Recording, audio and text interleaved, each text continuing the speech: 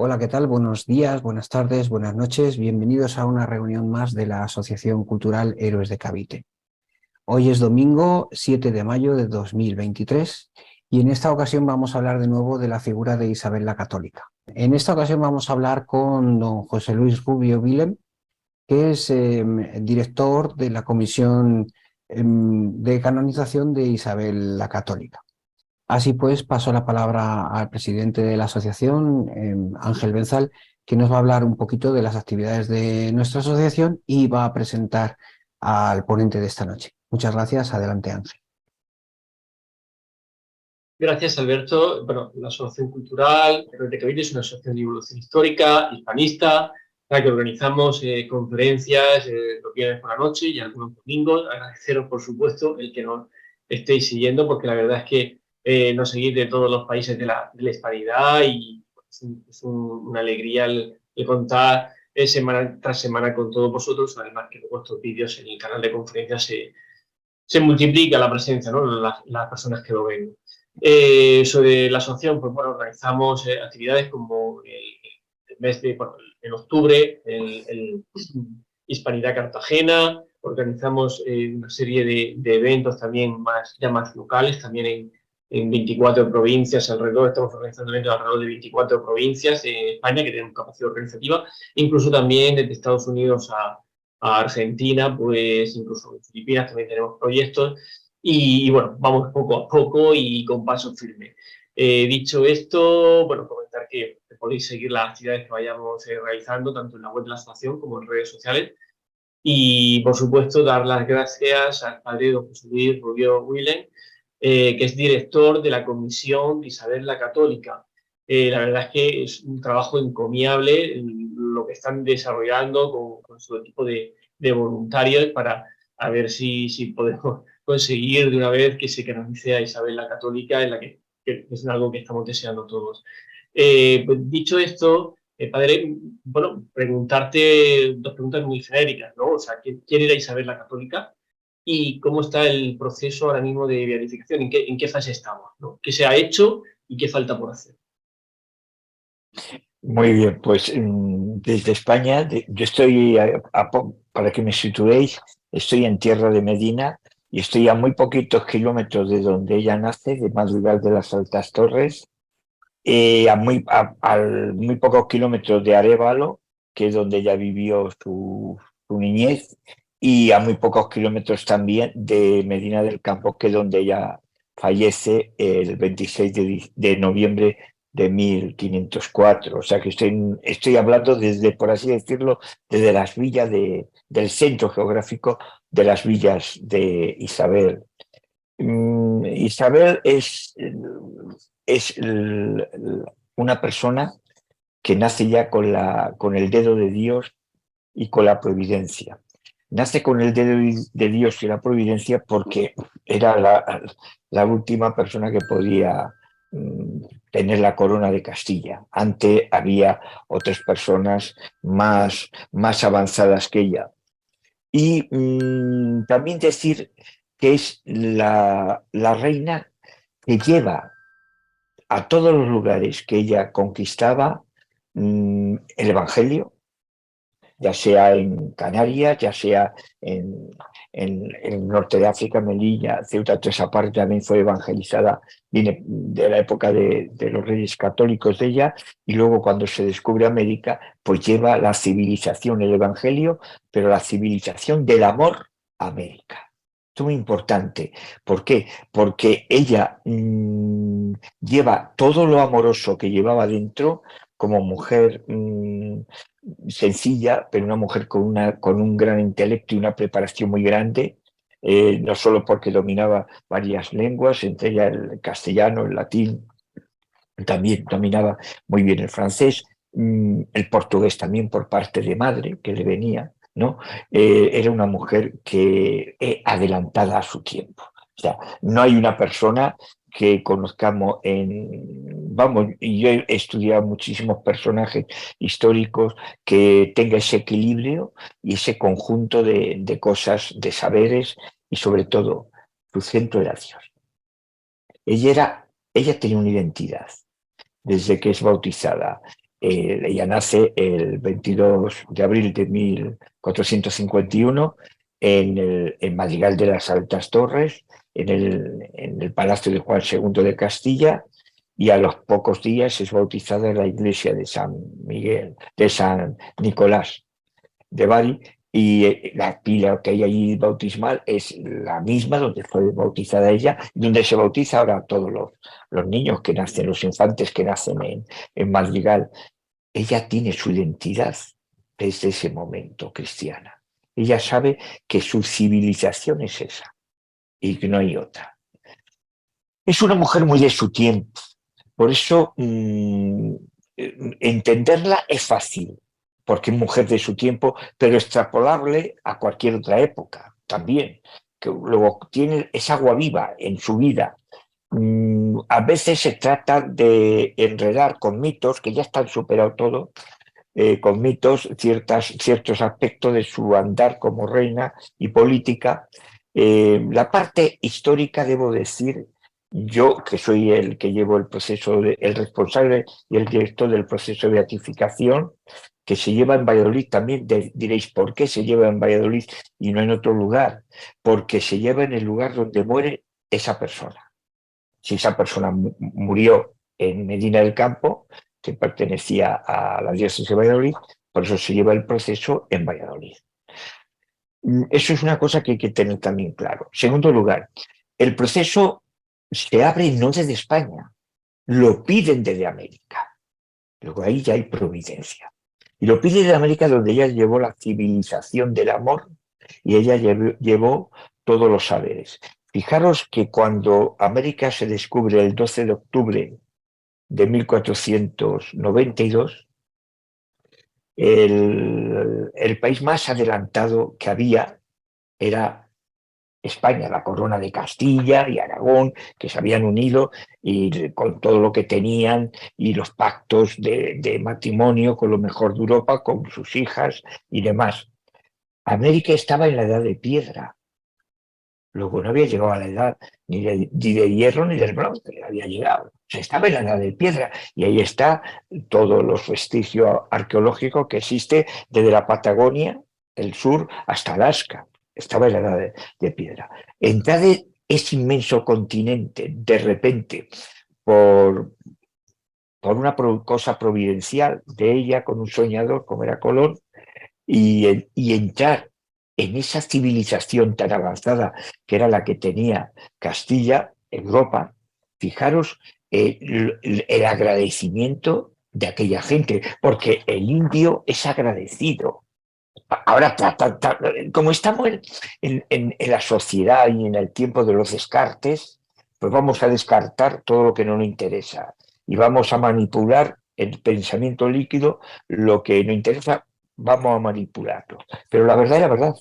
Y yo en un proceso de beatificación no puedo andar ni con puntos y comas ni con dudas, sino que tengo que entrar con las verdades y la santidad de ella, claro, la santidad de ella, que para lo que estamos aquí.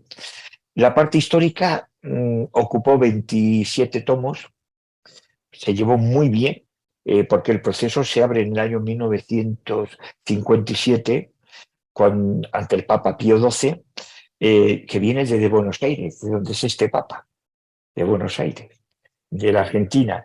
Y esa petición de Berta Bilbao Richter, que es una catedrática de la Universidad Católica de Argentina, y pidió en ese año 1957 al Santo Padre Pío XII que por qué no se estudiaba la beatificación de esta mujer.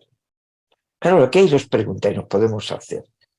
¿Cómo una mujer que viene de la época medieval alta, que con ellos, con los reyes católicos, para todos los historiadores universales, entramos ya en los tiempos modernos? Y diréis, ¿por qué?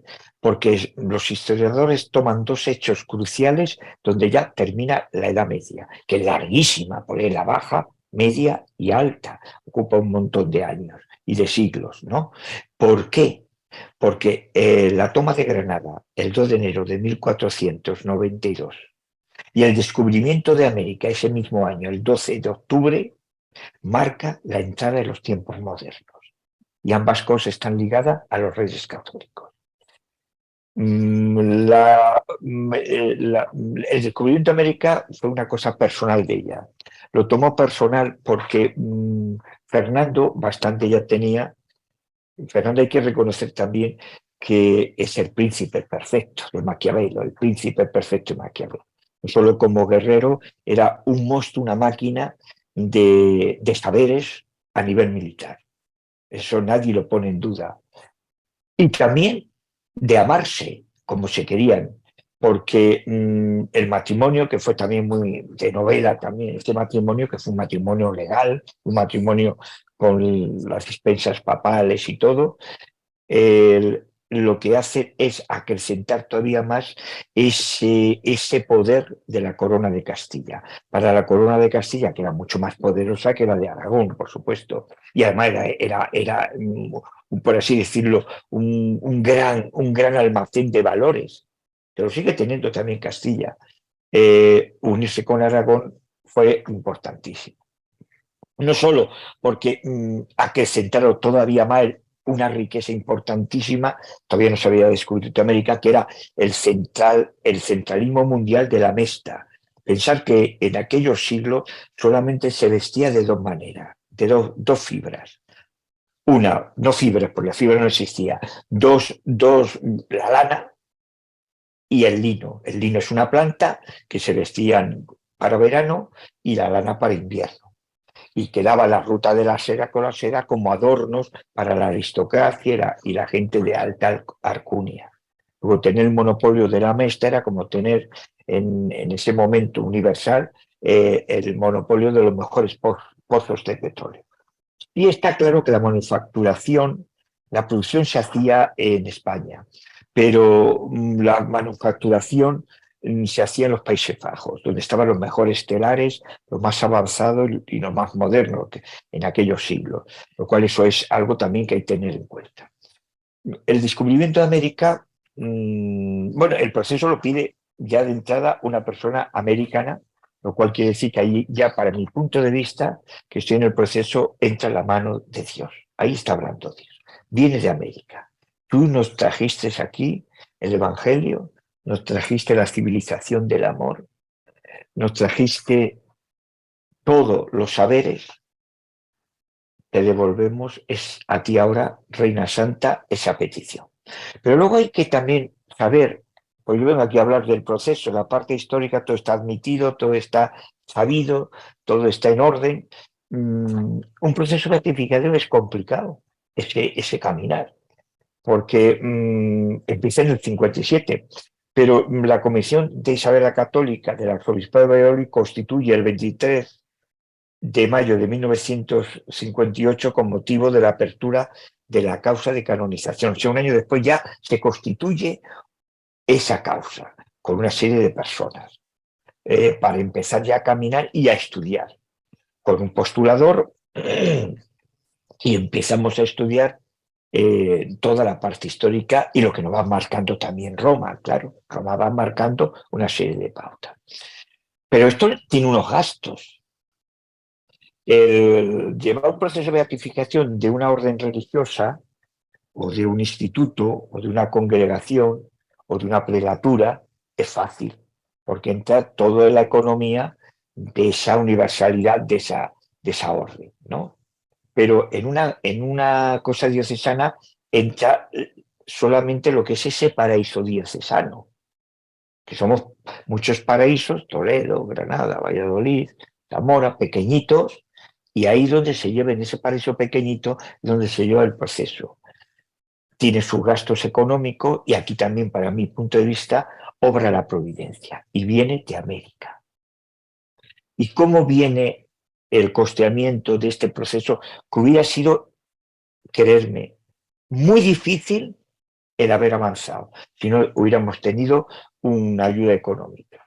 Pues viene también por la mano de la providencia de México, viene por un indiano de origen leonés, muy creyente, de Isabel la Católica, fundador de la cerveza Modelo, de la empresa Modelo, la cerveza Coronita que se conoce ahora, entonces era Modelo y demás, y se ofrece a aportar desinteresadamente cuantos situaciones económicas y dineros necesite este proceso. Es el limonero oficial del proceso, es este empresario indiano de México. Fijaros qué importante es esto, ¿eh? Luego ahí también obra la providencia. Entonces ya se pone en marcha el proceso y se constituye la comisión, 27 tomos de trabajo que se completó en 1970, se completó todo este estudio y comienza el proceso cognitivo que se concluye en 1972. En 1973 se aprueban los escritos, que la legislación de entonces era un requisito previo, ahora ya no hace falta. Quiere decir que una vez que ya se tiene todo el estudio histórico hecho, Roma dice, hasta aquí está todo claro. Por eso la gente cuando dice, bueno, y el tema judío, está claro, en los estudios que se hicieron, está claro. Y el tema de la Inquisición, en los estudios, está claro también. El tema de su matrimonio, sus capitulaciones, porque eran primos, está claro también. La gente sigue enredando. Pero hay que decir también una cosa que es importantísima. Cuando hacemos a una persona santa, en la Iglesia Católica Apostólica Romana, se hace para nuestra Iglesia. No se hace para la Iglesia Oriental, o para los judíos, o para la Iglesia Anglicana, o para los luteranos o el Islam. Se hace para nuestra Iglesia. Son nuestros santos universales. Sí es cierto que en la Iglesia, como diría Baltasar Gracián, ese estudio debe de tener el don de la prudencia. Es cierto. Y se ha tenido el don de la prudencia porque los estudios históricos se llevan más bien en silencio, en discreción, para que todos esos sabios no tener presiones ni verse sometidos a desequilibrios históricos por presiones que se pudieran tener, ¿no? Y esa es la época del silencio, como yo digo. Pero luego ya viene, en 1983, estoy siguiendo el guión que he dado yo a todos los que dan conferencias de la comisión, para siempre guiarnos y coincidir siempre en todo, no tener desvíos de cosas. En 1983, con San Juan Pablo II, se nombra el nuevo postulador a la muerte de don Vicente Rodríguez Valencia, el 8 de mayo de 1982. O sea, la época para mí histórica del silencio era de Vicente Rodríguez Valencia, en la que hace un trabajo impresionante, este sacerdote diocesano de Tierra de Campos, un sacerdote sobrio, sabio.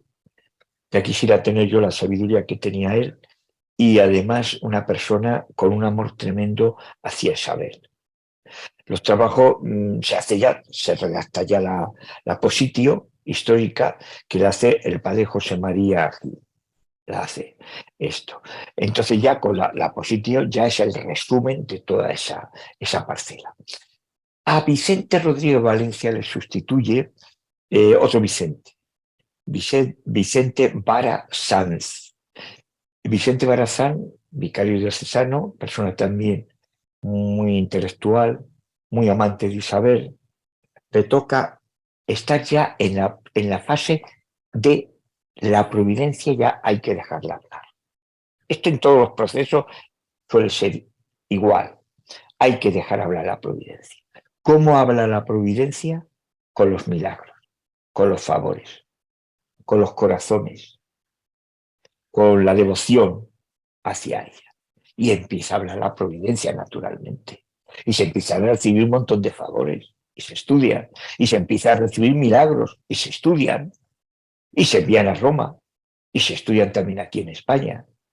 Y ya llega un milagro que rompe molde, el del padre Durán, en estado de coma profundo, yo le conocí, donde por un tumor cerebral, y la familia van a pedir a Isabel a la Capilla Real de Granada, Estaba allí don Manuel Reyes, por cierto, con ellos, con los familiares. Y en el momento que están pidiendo por la curación del padre Durán, de este familiar suyo, hermano, revive y queda curado. Esto que parece que es fácil para un creyente, para los creyentes fácil, pero tiene que entrar también la ciencia, porque los milagros se miran desde el punto de vista de la fe, pero también de la ciencia, claro. Y en la ciencia entra creyentes y no creyentes, si no, no tendría equilibrio la cosa. Si solamente es por gente creyente lo tenemos muy fácil, pero tiene que ser gente que no crea y que digan, pues mire usted, yo no soy creyente, yo no conozco a Isabel o no la conozco, o no creo en la santidad de ella, me parece muy bien, pero aquí lo que ha ocurrido es un hecho que científicamente no tiene, según la ciencia, explicación.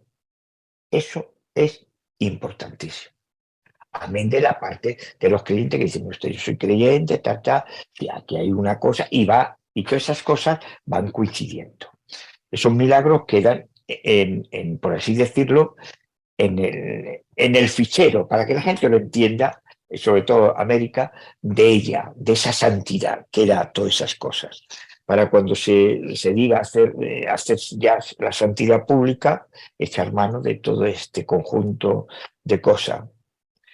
La verdad que la labor de estos dos que me han precedido a mí es un proceso que es relativamente corto, muy corto.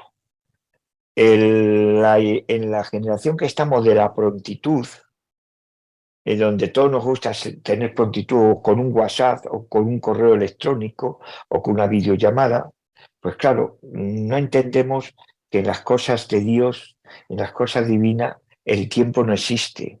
Existen otras medidas, pero no lo del tiempo. Sí, es cierto que los que tenemos devoción con Isabel nos gustaría lo más rápidamente posible, ¿vale? Pero eso dispone Dios. A veces se mete también en los procesos virus, el cardenal tal, que era judío, el otro tal, el otro dijo esto y dejó de decir, que es cierto, lo que dice deja de decir. La parte histórica ya está clara. ¿Sí? Seguir moviendo esa cosa, pues vale, eso lo va a tener siempre cualquier personaje, pero está claro. Yo diría, fijaros, Santa Beatriz de Silva, es dama, vino de Portugal, dama de la madre, la trajo la madre de Isabel la Católica como dama personal de ella. Isabel tuvo en los brazos, Beatriz tuvo en los brazos a Isabel, está claro.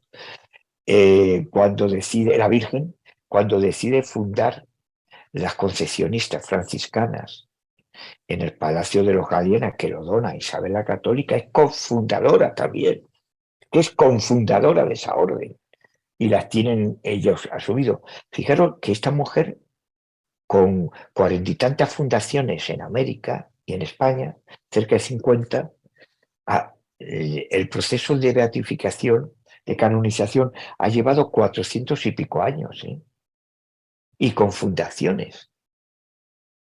San Isidro Labrador, que es el proceso hasta ahora español que más tiempo ha llevado, y fijaros cómo es, pero se llevó por aclamación popular, llevó 500 años. Un ejemplo que estoy poniendo para que la gente no se impaciente con las cosas estas. Lo santo lo da Dios, no lo da el Papa, ni lo da un obispo, ni lo doy yo como director de este proceso en estos instantes. Lo da Dios y hay que rezarle a Dios. Y hay que encomendarle a la providencia. El momento que me ha tocado a mí, a la muerte de don Vicente Vara Sanz, es el momento en el que estamos en la devoción popular. O sea, la devoción popular es clave, porque un santo, si la Iglesia no lo ve, ese pueblo de Dios, no lo ve santo, se retrasaría muchísimo ese proceso, o incluso a lo mejor no cala. O sea que es importantísimo ahora mismo, a mi entender, el que ese pueblo de Dios cristiano vea a Isabel santa, le pida sin temores de nada ni complejo de nada. Estamos en la verdad, no vamos a tener complejo de nada.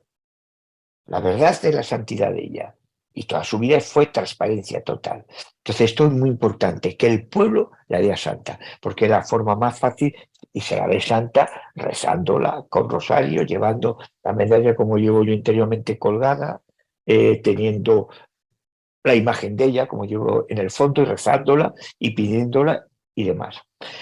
En los instantes actuales, y ya pasamos si quería a la ronda de preguntas, es importantísimo, por supuesto, fomentar la devoción popular. Pero a mí me ha pasado también una cosa últimamente, hace unos meses. Con todo el conocimiento que tenemos en la Comisión de Isabel la Católica y la seriedad de la documentación que están en nuestros archivos, porque la misión de un director es no frivolizar con tonterías, ni perder el tiempo en bobadas. Para perder el tiempo, usted está en otro foro, pero no está en un proceso de beatificación de una mujer que es santa. Pues me llegó a mis manos,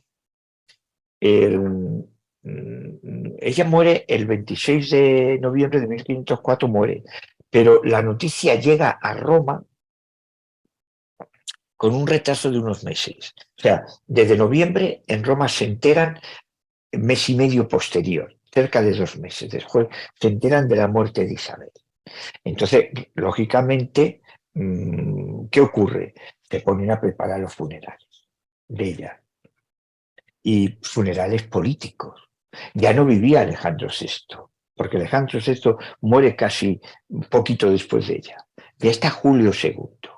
Julio II es un papa que no tiene que ver nada con el Borgia anterior, y un papa que está entre la presión de Francia y España, y barre más hacia Francia que hacia España.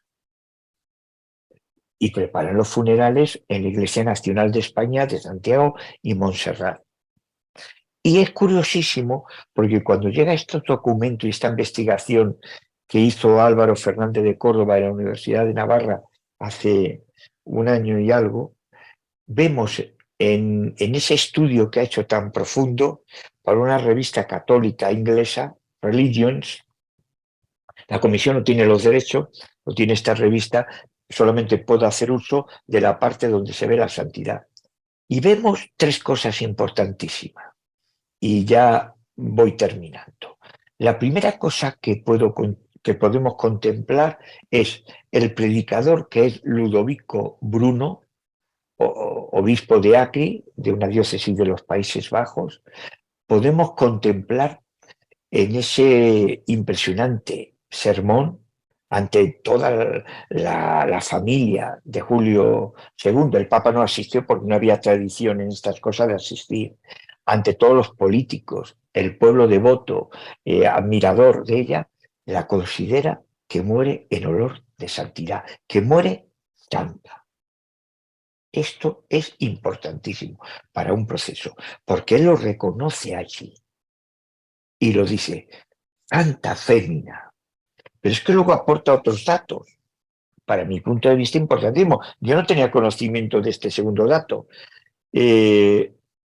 Ella muere y en el testamento deja escrito que rápidamente se lleve sus restos a Granada y se entierre en una losa sencilla, en un monasterio franciscano, en el suelo, que la pisen, y ser amortajada con el sayal de franciscana, de hermana franciscana, de Francisca. Lo cumple. El bajar los restos de ella a Granada duró 10 días. 20 días. 20 días. Ludovico Bruno tiene una errata. En el sermón que él aplica pone 30 días. Fueron 20 días. Lluvia, mal tiempo. El cuerpo, dice Ludovico en ese sermón ante el Papa Julio II y todos los grandes cardenales y demás en Roma, que llega incorrupto.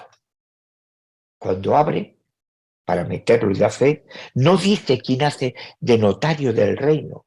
Yo no he querido apuntar ningún nombre, porque él no lo dice, pero que llega el cuerpo incorrupto. Lo cual acrecienta todavía más esa santidad. Pero luego termino ya, algo muy importante, que dice Ludovico, y la considera beata. Beata sin ser todavía ni tener proceso, beata. Dice, ¿por qué? Porque todos los que seguían, según la teología que emplea Ludovico en ese sermón, ante ese catafalco que se gastaron la corte de los Trastámara, por lo que se ve, y dice también Ludovico, tenía un especial don en la iluminación de esos eventos, que se hacía todo con cera. Se gastaron 1,5 toneladas de cera. Imaginaros cómo tuvo que ser aquello de grandioso. Y dice Ludovico, igual que San Luis Rey de Francia pidió ser enterrado con el sayal de San Francisco, la reina también pide ser enterrada con el sayal de San Francisco. Y estas espiritualidades podemos considerarlas ya como beatas.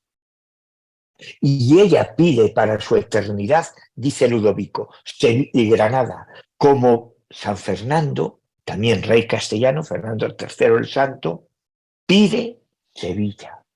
Todo eso con la retórica latina. Ludovico Bruno dominaba muy bien el castellano, también dominaba varias lenguas. Todo lo hace en latín, lo cual es grandioso encontrar este documento que haya llegado a mis manos, donde ya se ve que ella muere en olor de santidad.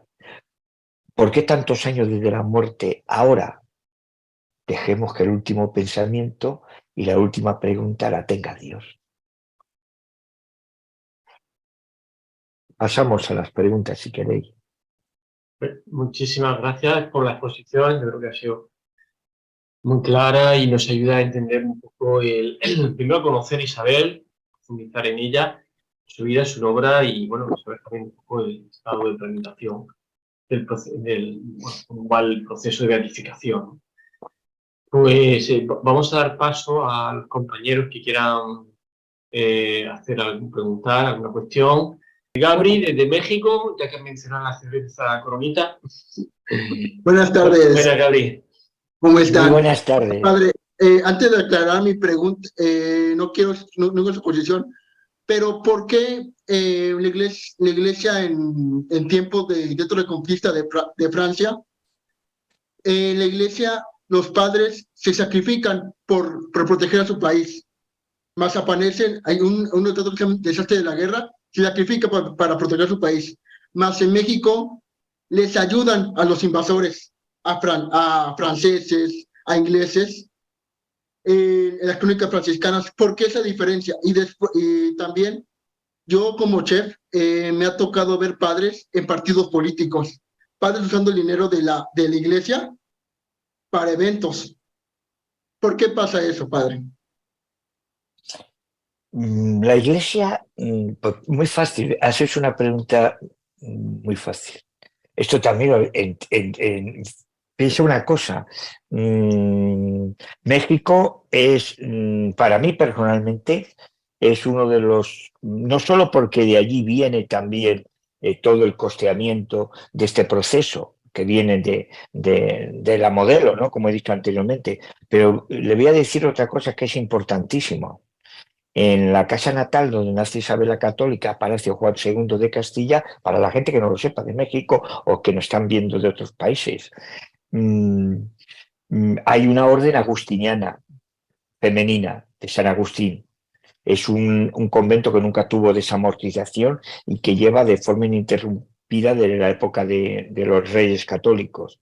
Este convento, si no hubiera sido, fíjese usted bien, porque han venido chicas de Colombia, de América, ahora mismo hay allí 12, 13 chicas y ya no hay problema generacional, son todas jóvenes.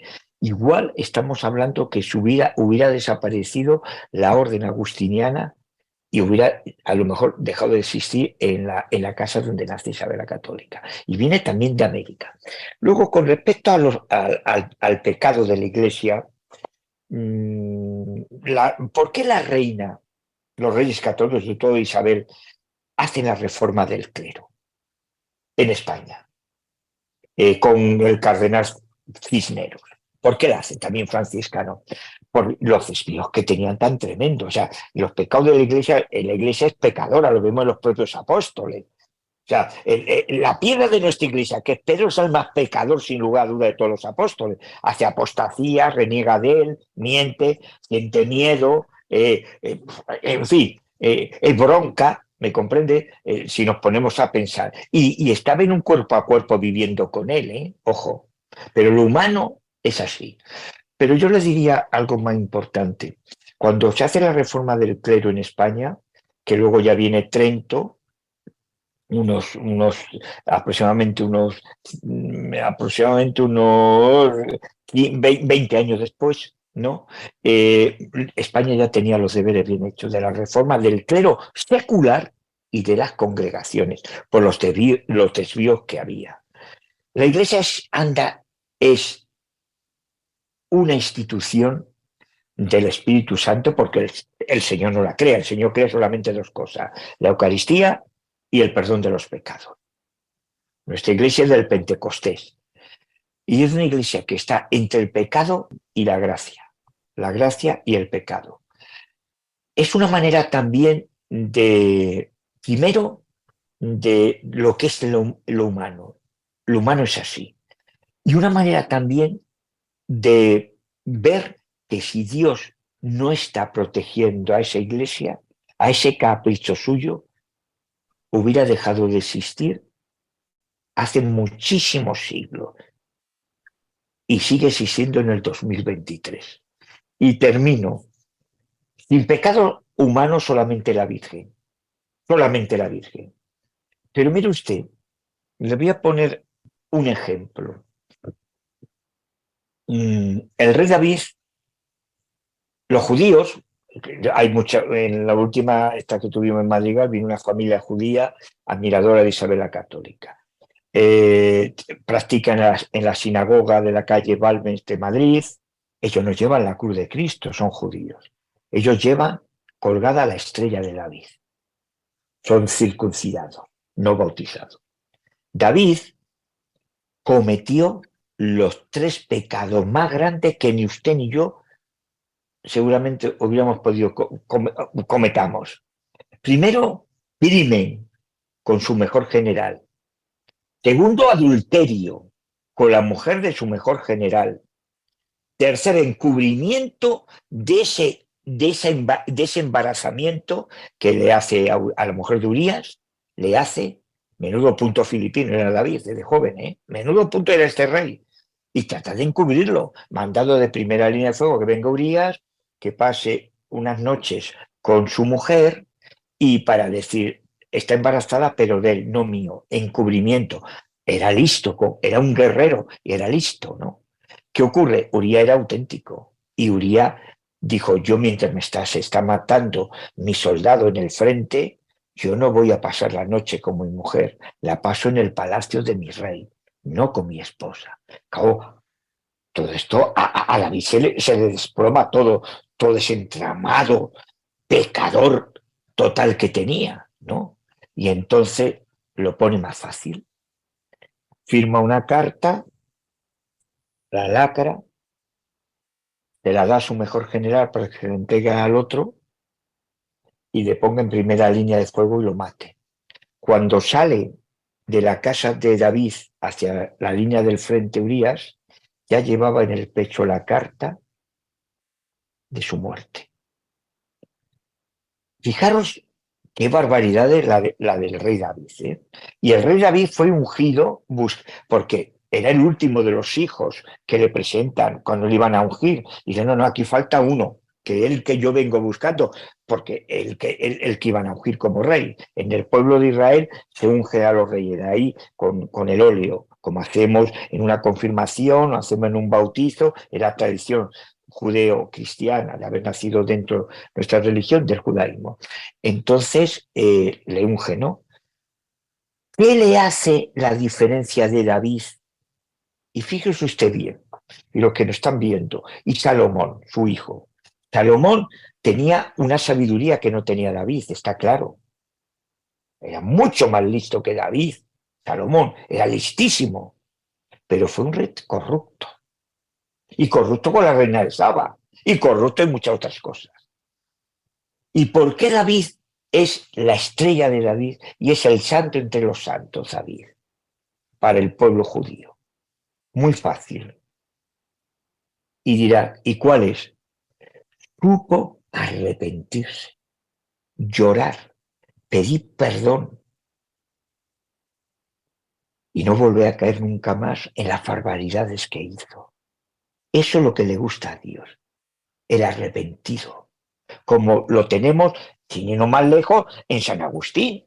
Sin ir más lejos en San Agustín o en Ignacio de Loyola, por ponerte ejemplo. Podía sacar cientos de ejemplos. Pero el ejemplo de David, donde un chico joven, donde se junta la fuerza de esa juventud, pero el amor que siente por ese Dios que no conoce, porque no, el Dios de Israel sabía que estaba ahí, pero no le conocía. Nosotros le conocemos a través del Cristo, claro. Y iba delante del Arca de la Alianza cuando la procesionaban, que se llevaba la ley en piedra, cantando del libro de los Salmos a Yahvé y tocando su cítara. Ese es el arrepentido el que le gusta. Remato. A Judas, que hizo una barbaridad, porque estando como estaba con los otros, el dinero le cegó. Era el economo el que llevaba la economía del grupo. Una sola mirada le hubiera bastado para que le perdonara. El maestro no la tuvo, se condenó a él. Una sola mirada, sin saber quién era, porque no podía sentir ni saber quién era, porque no estaba capacitado. Dimas era un forajido. Yo sé que tú no eres como yo. No sé si lo que dice es cierto o no es cierto. Acuérdate cuando estés en el paraíso. Mirada de cruz a cruz. Dos miradas. Dos agonías. Estarás conmigo en el paraíso. El primer santo beatificado, canonizado por el Señor, el primero es este, San Dimas. Creo que le he contestado. Muchas gracias. Vamos a dar paso a Edgar, después a Damián y después a Javier. Edgar, cuando quieras, desde Costa Rica. Gracias. ¿Qué tal? Buenas tardes. ¿Me escuchan? Muy buenas tardes. Tengo hoy un poquillo de ruido natural, así que me van a disculpar. Padre, voy a tratar de ser breve. Cuentan, bueno, una historia, una anécdota muy interesante sobre la reina Isabel, que cuando iba a escoger un sacerdote para ser su confesor, tuvo una anécdota interesante ahí que dice que ella llegó donde estaba el sacerdote y no se arrodilló el sacerdote delante de ella. Ella le preguntó que por qué no se había arrodillado como todos los demás. Entonces le dijo él que él representaba al reino de los cielos, que ella representaba a un reino terrenal. Entonces por eso le escogió. Debe ser una anécdota, pero debe ser interesante. Ahora, de lo que usted nos ha contado, bastante trabajo nos queda a nosotros también, digamos, desde la perspectiva, como sabe, yo le hablo de aquí de Costa Rica, por tanto, también pertenezco a este grupo hispano que estamos tratando de resurgir nuestra cultura. Nos queda el trabajo de hacer, pedirle a la Virgen, pedirle a la reina Isabel que nos una, que nos integre realmente y que nos muestre el proyecto. Y muy bonito lo que usted acaba de decir, que lo podríamos hacer por medio de nuestras oraciones y llevar algún relicario que tenga de ella. Le agradezco si un comentario al respecto. Le contesto a la primera parte de su reflexión. Es cierto, no es anécdota, es veracidad en la vida de ella. La reina, su confesor, era Fray Hernando de Talavera, monje jerónimo. Aquí cerca de donde yo estoy estaba el convento en Valladolid, de origen judaico. Su familia era de origen judío, converso, y él era monje jerónimo. Fray Hernando de Talavera, primer arzobispo de la Granada imperial recién conquistada. Fue el primer arzobispo, que va también camino de los altares. Le han abierto proceso hace unos meses a Fray Hernando de Talavera. Fray Hernando de Talavera está muy unido a Isabel en dos cosas. Primero, porque la Virgen, la reina, siempre que podía paraba en ese convento para confesarse y rezarle a la Virgen, Nuestra Señora del Prado, una Virgen pequeñita de batalla, que se conserva intacta, en la iglesia ahora muy alta, pues son imágenes que se ponen muy alta para que de muchísimo valor nadie la puedan saquear o violentar o robarla. Entonces, Nuestra Señora del Prado, la reina, tenía muchísima devoción a la titular de ese convento. Había una tradición, los confesores de la orden que atendía a los reyes era la orden jerónima, que es de origen español. Ahora me parece que solo queda un convento en Segovia de jerónimos. Es fundación española y de origen español. Y era para atender a los monarcas. Había una tradición en la época de Isabel, es cierto lo que dice usted, pero no es anécdota, es realidad, en que el rey se confesaba de pie y el confesor estaba de rodillas. Eso era una tradición que había. Entonces Isabel eso le da la vuelta. Le da la vuelta. ¿Por qué le da la vuelta? Porque Fray Hernando de Talavera le dice a ella: Majestad, el que debe de estar de pie es el que representa la ley, el que le va a perdonar sus pecados, sus faltas, sus debilidades. La que tiene que hacer penitencia y cumplir lo que yo le mande es la que se debe arrodillar. Eso dentro del contexto monárquico, ¿eh? Y la reina, eso lo tenemos documentado en la comisión, está en su vida también, muy bien contemplado. La reina le contestó, dice: este es el confesor que yo buscaba. Y no se apartó de él. Y le nombró primer arzobispo de Granada, y también va camino de los altares, Fray Hernando de Talavera. O sea que muchísimas gracias por esa reflexión, porque es una reflexión veraz de la vida de ella. Muy bien, pues estupendo. El siguiente que tiene la mano levantada es Damián Petrillo, que nos habla desde Argentina, ¿verdad? ¿Cierto? Sí. Padre, muchas gracias por la charla. Bueno, yo en alusión a lo que mi compañero preguntó antes sobre la demora en la canonización beatificación de Isabel la Católica, yo quería preguntarle hasta qué punto esto tiene que ver con la ideología del actual Papa del Vaticano, ya que los anteriores papas como Juan Pablo II o Benedicto XVI amaban a España, reconocían la tarea evangelizadora de España en América, y la nación que más ha hecho por el catolicismo en la historia sin duda es España. Entonces, ¿hasta qué punto está instalada la leyenda negra en el Vaticano? Esa es mi pregunta. Bueno, me alegro de hablar con la Argentina. Yo escucho mucho a los chalchaleros. Soy un fan de la música de los chalchaleros desde que era pequeñito. Adiós Catamarca, adiós Angélica, Zapo Cancionero. Lo escucho con mucha frecuencia. Y a los fronterizos también, también, que ha habido mucha rivalidad en el folclore de vuestra tierra. Entender a este Papa no se entendería bajo este concepto que es crucial. Es un Papa jesuita. La Compañía de Jesús fue revolucionaria cuando la funda española, por supuesto, la funda Ignacio de Loyola, y la funda, fijaros, la Compañía de Jesús se funda el 22, esto lo he dicho el otro día en mi último sermón, el 22 de abril de 1451 nace Isabel la Católica, y el 22 de abril de 1551 se funda en Roma, en la iglesia de San Pablo, la Compañía de Jesús. Y se funda revolucionaria, sin hábito. Eso era decir, bueno, ¿qué es esto? Sin hábito. Cuando tenían los franciscanos, los dominicos, los cister, todos, ¿no? Los benedictinos, sin hábito.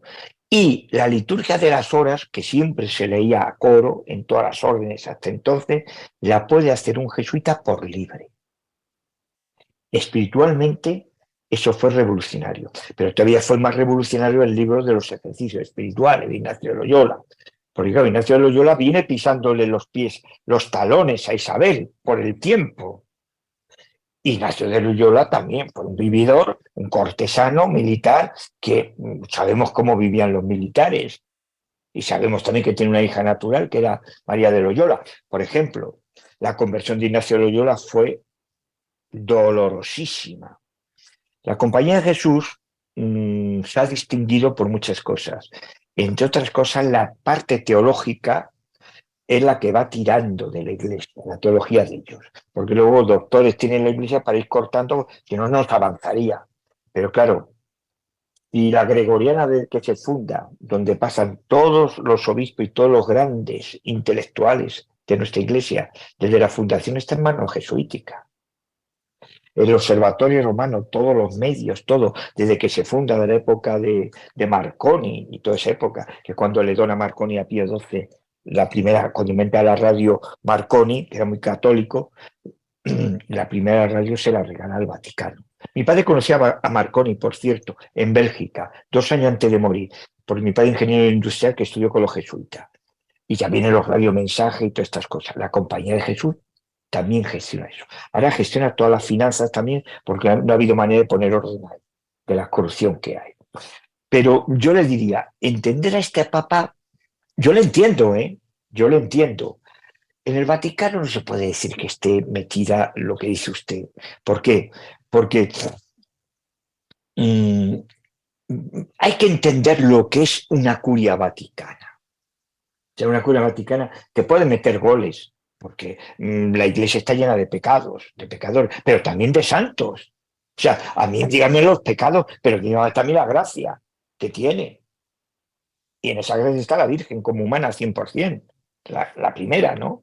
Y todos los apóstoles, y todos los doctores de la Iglesia y nuestros mártires, claro. Entonces, entender a este Papa sin saber lo que es un jesuita es muy difícil entenderlo. ¿Por qué? Porque este Papa ha llegado a Italia. Él era de origen italiano. Sabemos que era en Argentina la calle Caminito, muchos tangos de Gardel, y todo eso está con influencia italiana, con los colonos italianos. Es uno de los, usted que de allí lo sabe lo que me sigue lo que le estoy diciendo. Entonces, él tiene sangre italiana. Si el Vaticano está en Italia, tiene los pecados típicos también de ese entorno donde está. Si estuviera en España, tendría los pecados de ese entorno de España o de Alemania o en el país donde estuviera, como añadidos, ¿no? Pero es muy difícil el que puedan camuflar cosas de estas, porque entonces entramos en una palabra que yo la llamaría el mundanismo eclesial. Es decir, ¿dónde dejamos la providencia? ¿Dónde dejamos el poder de Dios? ¿Dónde dejamos el misterio de esa omnipotencia? Si nos quedamos solo con lo mundano, estamos haciendo un relativismo de vida 100%. Yo huyo de eso. Y es cierto que este Papa, como jesuita, y la universalidad del jesuita es universal desde Francisco, desde Javier, que llevó hasta Morengoa, llevó allí la evangelización, y a Japón y a toda esa zona, hasta se expandió por todo el mundo. Él ha renovado la curia. Y la ha renovado, ¿por qué tienen que ser todos los papas italianos? ¿Por qué? Si los primeros siglos los papas eran cada uno de un sitio diferente, y de órdenes y de todo, cogemos y todos eran santos además. Pero este Papa renovó la curia en una universalidad eclesial. Pues la Iglesia somos todos. Pero es que yo le hago la siguiente reflexión. La fuerza más grande ahora mismo de nuestra Iglesia universal no viene de Europa. Está viniendo de la periferia, del Vietnam, de la India, de toda esa zona, del Golfo de Bengala. Está viniendo de esa periferia, esa gran gravitación. Europa se está descristianizando. ¿Y América? ¿Y América? ¿Qué está ocurriendo en América? Porque estamos ahora mismo con la teoría del descarte, los descartes, que lo utilizan los políticos y no políticos. Descartamos esto porque no nos interesa y no inventamos esta historia y la manipulamos. Y usted, la historia solamente se escribió de una sola manera. Usted está manipulando y usted está manejando a las masas. Yo le diría aquí una cosa. El marxismo ya no vende con la lucha de clases. Eso ya quedó obsoleto. El marxismo lo que vende ahora y gana de esto con la parte de las ideologías. Y eso es lo que está ocurriendo. No solo en Europa a nivel de que se está perdiendo Europa se está descristianizando totalmente y América se está metiendo en todas estas ideologías basuras y está perdiendo su identidad. ¿Qué ocurre? Que cuando a Dios se le envía al Olimpo de los dioses, entra el maligno. Y el maligno es el demonio.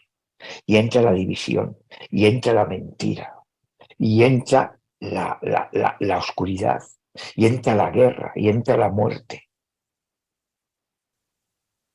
Pues muy bien, pues muchísimas gracias, don José Luis, y muchas gracias, Damián, por tu pregunta. Ahora, antes de dar paso a María Eugenia, que tenía la mano levantada, ha solicitado el turno Javier. Javier, conecta tu micrófono y dinos desde dónde nos hablas, por favor. Gracias. Buenas noches a todos y días a los que estéis en América. Os hablo desde León, esta parte de las Españas, de este lado del Atlántico. El anterior tertuliano, he tenido que reformular la pregunta porque hablaba casi de lo mismo. Yo creo, al señor cura, vamos, no recuerdo su nombre, creo José Luis.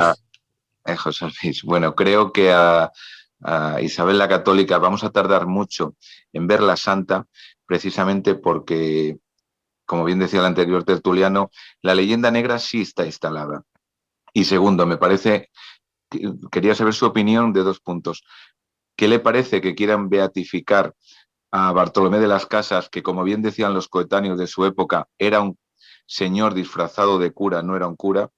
Era un señor que implantó la leyenda negra. Y lo segundo, en alusión a lo que usted acaba de dar como contestación al anterior interviniente, sí que es verdad que el marxismo ha terminado, pero el actual Papa, que pidió a los españoles de forma oficial que pidiéramos perdón por la conquista, cuando se cometieron atrocinios, pues posiblemente de forma particular, pero el imperio operaba de forma que no se cometieran atrocinios.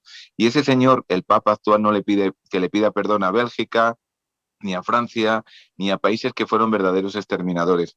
Y es un señor que defiende la Agenda 2030. Entonces sí creo que está con la leyenda negra. Por eso creo, y me gustaría saber su opinión en tema de Bartolomé de las Casas, y que a esta señora Isabel la Católica, madre del imperio, no se le va a nombrar santa en muy breve tiempo, porque molesta a las élites de la Agenda 2030, que la que dio el impulso al imperio se la convierta en santa. Es mi opinión. No sé qué opinará usted de esos 2 temas. Gracias. Muy buenas preguntas. Bueno, el tema, ha hecho varias preguntas. El tema primero de lo que dijo Francisco sobre el de pedir perdón, fue manipularon. Eso lo tenemos colgado y si se mete me parece que está colgado en los canales del Vaticano, lo puede usted ver. El Papa lo que dijo fue lo siguiente: la Iglesia camina entre la luz y la sombra, entre la gracia y el pecado. Hasta ahí claro. Toda conquista y toda vida de un santo o no santo tiene sus cosas buenas y sus cosas malas, sus pecados y sus gracias.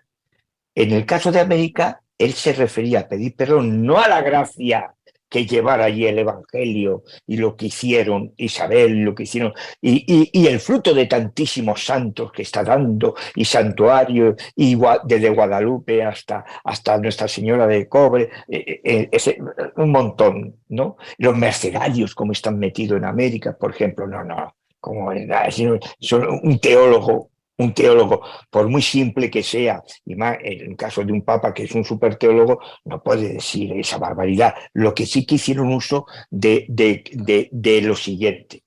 Él se refería a pedir perdón en esos pecados que hemos podido cometer todo humano, como el rey David he puesto antes, como el rey David pudo cometer pecados. Esa parte, pero no la gracia. Claro, decía, sería una gran injusticia si nos quedamos con cualquier persona. Si una persona anónima viene de 10 tiene 5 cosas malas, o vamos a poner 2 cosas malas y 8 buenas, nos quedamos con las 2 malas. ¿Y las 8 buenas qué hacemos con ellas? ¿Las tiramos como un clean? Si Dios se va a quedar con lo bueno, lo malo ya lo sabe, se va a quedar con lo bueno. Entonces, teológicamente hay una contradicción. Entonces, el Papa lo que vino a decir es pedir perdón por esos pecados que pudo ir paralelo a esa gran gracia, esa gran evangelización. ¿Qué ocurre? Que decirlo en el contexto, yo pienso que decirlo en el contexto como está América ahora y cómo se está ahora moviendo todo, porque a mí me da pena la Suiza americana que era Chile, ¿qué camino lleva? Colombia, ¿qué camino lleva? Y la Argentina, porque la Argentina hay que pensar que la gente, yo no me voy a meter a hablar de política porque aquí me tiraría los días, pero decir, la Argentina de la época que ayudó a España en el 40 de Perón, que llenó todos los graneros de aquí, y que era una Argentina riquísima para armar y regalar a todo el mundo, ¿dónde está? ¿Y quién han hecho todas esas barbaridades? Los pecados de los hombres que están ahí, lo humano. ¿Y no somos capaces de quitarlo? Pregúntele usted a cada pueblo, si son capaces o no son capaces. Pregúntele. Y mire usted, yo cuando estudié la carrera de Ciencias Sociales, me viene a la cabeza, tenía una asignatura que se llamaba Economía y Estadística. ¿Sabe usted? Estoy hablando del año 60 y finales de los 60. ¿Sabe usted cuál era el primer país productor de petróleo en el año 69 o 68 del mundo? Venezuela. No existía ni Arabia. Eso estaba una anécdota. Venezuela. ¿Qué pasa? Pues ahí vemos. Porque la corrupción es muy bueno ver los pecados desde un punto de vista de mi ideología o del otro. No. El pecado es, y además el pecado hoy día tenemos unos pecados de estructura que están metidos en todas las estructuras que existen en los países. La avaricia, la lujuria, el robo. Eso hay que cortarlo. ¿Y cómo se corta? Mire usted. Pues los pocos vamos a poder a los muchos, porque eso está demostrado en la historia de los tiempos, pero hay que demostrarlo, hay que intentarlo. Luego de Bartolomé de las Casas, cuando se estudia, vamos a ver, Roma tiene una visión distinta de cuando se estudia a un personaje para hacerle santo. No lo estudia con el pensamiento común que usted me acaba de decir. Se basa más en la parte buena que en las oscuras. Si nos quedamos con la parte oscura de David sería una pitrafa. Y si nos quedamos con la parte oscura y es doctor de la Iglesia, de San Agustín, pues sería otra pitrafa, estando en la secta de los maniqueos, hijo natura, vividor a tope. Porque, mira, el caso de San Agustín es un caso muy actual en la sociedad de hoy. Es decir, una familia situada económicamente del norte de Melilla, era de lo que es Melilla, de España ahora, de la zona esa, ahí estaba Hipona, que llevan niños bien adinerados a estudiar a la mejor universidad que había, estamos hablando del siglo IV, a Roma, y lo envía a estudiar a Roma. El padre era un negociante, tenía negocio del salazón de pescado y demás, y un gran industrial, y envía a su hijo a estudiar, y con ese va otro amigo, que también es santo, San Alipio, y estudia en Roma, en la Universidad de los Niños Guapos. Este estaba casado con una mujer que no tenía inteligencia, tampoco le iba a valer mucho, porque le daba lo mismo, le sobraba. No tenía, era una mujer sencilla, humilde, Santa Mónica, tenía un corazón. Y ese corazón de Mónica convierte al padre, que el padre era pagano, la única que era ahí cristiana era ella, claro, Mónica, convierte al padre al cristianismo y al hijo, y al amigo del hijo, y a Deodato, el hijo natural que tuvo San Agustín. Si nos quedamos con la parte negra de cualquier persona, todos tenemos nuestra parte oscura. Vámonos a la gracia, que es lo que engrandece a Dios. Y el pensamiento divino es ese. Dios no se queda con las miserias. Las miserias Dios las perdona. Se queda con la gracia. Yo digo mucho en las predicaciones, cuando voy a enterrar a una persona, hay que luchar. Y pongo este ejemplo, por tener una buena batería y cargarlas de cosas buenas, que no se descarguen. Porque esa batería es la que el Señor va a mirar. Las cosas malas ya sabemos arrepentirnos y sabemos, mire usted, los judíos eran fanáticos. El tiempo que le tocó vivir al Cristo fue un tiempo impresionantemente malo. Y ahí ocurría lo siguiente. El pueblo judío, cuando llega el Cristo, tenía cerca de 900 normas de cumplir. 900 normas. Y las cumplían, ¿eh? Las cumplían. Una gran mayoría. Fijaros qué cantidad de cadenas tenía. Entonces las escuelas rabínicas en las sinagogas tenían voy a explicarlo con palabras que lo entienda el auditorio que tenemos ahora. Tenía una fecha de caducidad en el perdón de los pecados, en el arrepentimiento, 7 veces, 8 veces, 10 veces. La pregunta que le hace Pedro, porque Pedro era un judío auténtico, claro, al Cristo, ¿y cuántas veces hay que perdonar los pecados, maestro? Se la hace con un conocimiento de la ley judía que tenía. Y le dijo, Pedro, ¿qué me estás preguntando? Hasta 70 veces 7. ¿No te das cuenta que te estoy yo perdonando a ti continuamente tus contradicciones, Pedro? Y vas a hacer la piedra de la iglesia encima, el primer papa. Quiere decir, el Señor es la infinita misericordia en el perdón y la infinita gracia en la luz. Yo creo que he contestado a su pregunta. Muy bien, pues muchísimas gracias por tu pregunta, Javier, y muchas gracias a don José Luis por su respuesta. Bueno, pues ahora tenemos a María Eugenia Mondragón, que nos habla, creo que desde la Luisiana.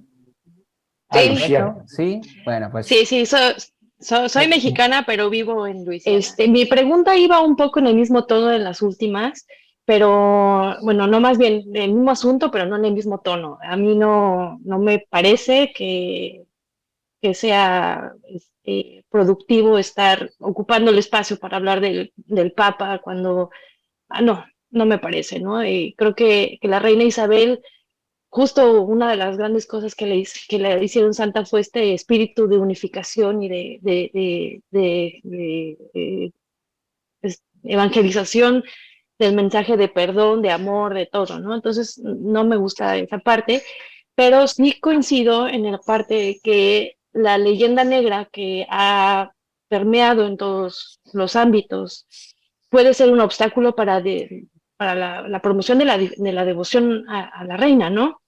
Las críticas los comentarios más ofensivos, inclusive hacia la persona de la reina, los he escuchado de sacerdotes, por ejemplo, ¿no?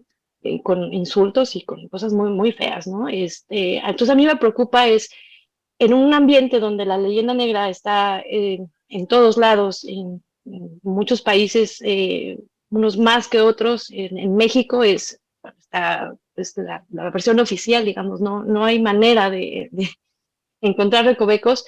Me parece muy difícil que encontremos espacios donde se pueda promover la devoción, o quién va a dirigir, o quién va a promover, o quién puede, digo, ya sé que cada uno de nosotros podemos estar difundiendo, ¿no?, la devoción a la reina, pero yo lo veo, como bien decían hace rato, yo lo veo muy complicado, porque no hay apertura a escuchar ni siquiera, ¿no? Inclusive podríamos como tratar de separar, ¿no?, la historia de las leyendas y todo eso de la persona propia de la reina, pero yo creo que no hay apertura. Y esto va un poco también, bueno, y la pregunta concreta es, uno, ¿cómo puede pasar si no se puede dar a través pues, de la propia iglesia?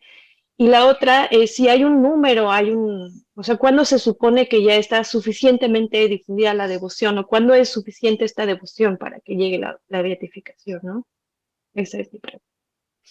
Muy interesante, Luciana. Muy buena tierra, América. Se me ha quedado una cosa, le contesto, pero se me ha quedado una cosa, que Urbano también con lo de usted, para el anterior que me preguntó.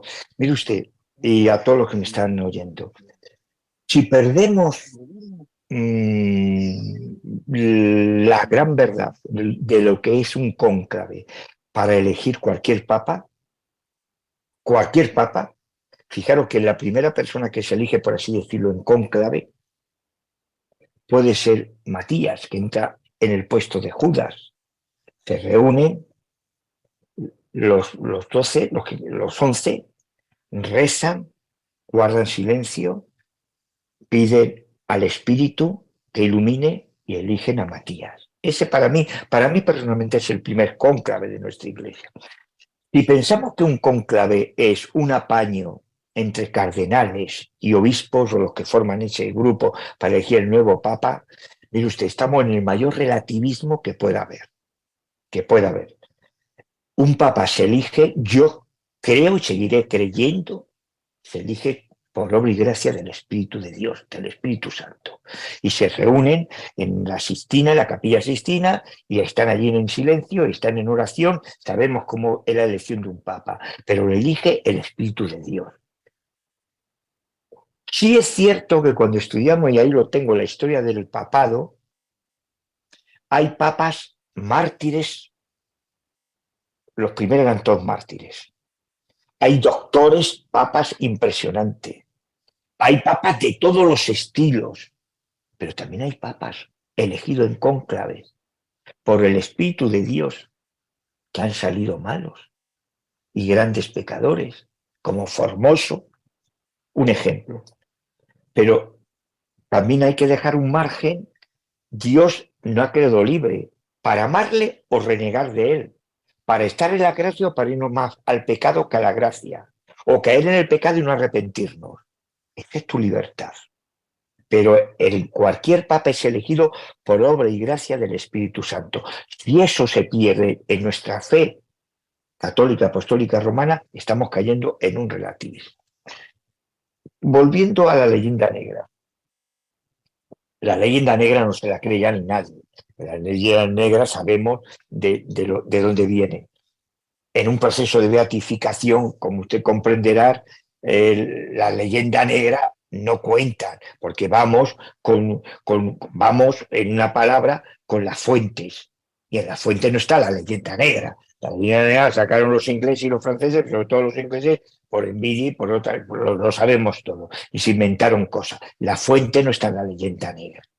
Entonces, la fuente que se estudia en esos 27 tomos que se envió a Roma es toda la verdad y la luz. Sí que es cierto, es decir, una persona que es tan impresionante su vida y está sacada de una época medieval, alta, moderna ya, y que ha pasado tantos siglos para hacerla santa, pues la misma situación estaba Santa Beatriz de Silva, está Fray Hernando de Talavera, está también Cisneros, que también es venerable, Cisneros es venerable, el Tatabasco, que de tu tierra, que también es del pueblo de Isabel la Católica, es también el Tatabasco, y va camino a los altares y le van a hacer santo. Todo esto habían que hacerle santo, yo digo, en un mismo paquete, porque de todas formas la misma grandiosidad. A un santo se le hace santo no por las leyendas negras ni por los pecados que pueda tener, sino por la parte de esa gracia y de llevar el Evangelio y de llevar a Dios y ser fiel a la Iglesia. Me explico, ¿no? Mire usted, si a usted le dice que la Virgen de Guadalupe, de la que yo soy muy devoto, y era Isabel, porque la Virgen de Guadalupe se lleva allí por Isabel, independientemente de que se le apareciera al indio. No, pero se saca del monasterio donde ella más horas pasaba. Su oasis era Guadalupe, en Extremadura. Eso está claro. Si usted le dice que se le va a aparecer la señora por autonomasia de América, que es Guadalupe, y se le va a aparecer y le va a dejar una señal mariana, divina, de la madre del Hijo de Dios, en un capote de cuero, de un indio analfabeto, pero bueno de corazón, que usted le dice que Fray Escoba, por ser un hermano lego, negrito, barriendo y sonriendo, es santo, es santito, y Santa Rosa de Lima. Es que pasamos a enumerar el santoral que tiene América, y ese santoral de América ¿A quién se lo debemos? A Isabel, que llevó allí todo. Pero también podemos caer, y termino, en un pecado de confusión, no de Confucio, que no tiene que ver nada, sino confusión. La Iglesia, cuando tratamos de hacerla masiva en número de personas, estamos cayendo también en un gran error. Si la Iglesia fue una cosa débil, pequeñita, frágil, vamos montada en un cayuco, y ese cayuco pues pasa por mares cálidos y mares transparentes y noches de tormentas y noches de grande oleaje que nos ahogamos, que volca el cayuco. Pero en ese cayuco que está la Iglesia, en el timón está el Cristo. Y en las noches oscuras, cuando ilumina una estrella, que vemos que hay una estrella que luce más que nada, es la estrella de los mares, la Virgen. Esa es nuestra interioridad y nuestra estructura de una iglesia. Cuando queremos equipar a una iglesia con un poder, pues como pensaba el pueblo judío pensaba que el Mesías iba a ser un rey de reyes, que iba a crear una gran... Eso pensaba el pueblo judío, iban a crear una gran potencia, iba ya una vez por todas ya a hacerse notar en aquel imperio romano y dejarse de estar ahí pisoteado continuamente, iba a ser un gran imperio, Israel. En los planes de Dios, cuando decide hacerse carne, no estaba eso. Estaba el pesebre, estaba la emigración a Egipto, la esclavitud donde habían estado sus antepasados, y de trono y de coronación no tenían la que le han dado al rey de Inglaterra, le coronaron con una corona de espinas. Y el trono de un cristiano es un trono de dos maderos que forman una cruz. Si perdemos esa identidad, estamos haciendo o estamos en un vacío. Muchas gracias y seguimos. Ahora Javier Milán, que bueno, está muy agradecido por facilitarnos su contacto. Bueno, pues Javier, cuando quieras, compañero. Bueno, José Luis, yo sabes lo que te aprecio, sabes que estamos en contacto, soy bastante conocedor de lo que hace la comisión, pero yo quería preguntarte, sobre todo para que se lo cuentes a los oyentes, para esa devoción popular que tan necesaria es para esta causa, ¿qué le podemos ofrecer? ¿Qué se le puede ofrecer desde la comisión para la devoción popular? ¿Tenéis algo que has comentado al principio de la charla, un rosario, has comentado... ¿Tenéis algo en la comisión que los que somos muy devotos podamos apoyarnos y al mismo tiempo promulgar la devoción que tan necesaria es? Y un abrazo enorme, ya lo sabes. Oye, me alegra mucho verte porque hace poco hemos estado comiendo en Medina del Campo, donde la reina murió, sí, señor. al lado del Palacio Testamento. Bueno, nos despedimos para coger los coches, yo para venirme a mi pueblo y tú para irte para Madrid. La Comisión de Isabel la Católica lo hemos metido, estamos expandido ahora en todas las redes sociales para que tomen nota todo el que nos está viendo, como Comisión Isabel la Católica Oficial. Estamos en la página oficial nuestra, .com.net.es, tenemos toda la reserva de dominio escogida, estamos metidos en YouTube, Comisión de Isabel la Católica Oficial, en Facebook, en Instagram, en Twitter, estamos metidos en todo. Y ahí se está actualizando diariamente. Y la gente que nos quiera seguir, ahí. Luego existe, paralelo a la comisión, ha tenido un relanzamiento grandísimo, fundado en el año 1969 en Madrigal de las Altas Torres, el capítulo de nobles caballeros y damas de Isabel la Católica. Ahora se va a meter también el de infantes, porque hay niños que quieren entrar. Es para que la gente lo entienda. El devoto puede pertenecer ahí, que es como si fuera la cofradía de Isabel la Católica, donde hay una serie de actos, donde hay cosas religiosas y demás. Lo preside el obispo de Segovia y es capítulo de nobles caballeros y damas. Vamos a meter también infantes, lo tienen que someter, esto he apuntado yo esta idea porque también hay familia y demás y tienen hijos, para que entren también los chicos de jovencito y demás, con unas cuotas especiales, no sé, eso lo hablarán ya ellos. Pero eso también va paralelo a la devoción a la reina.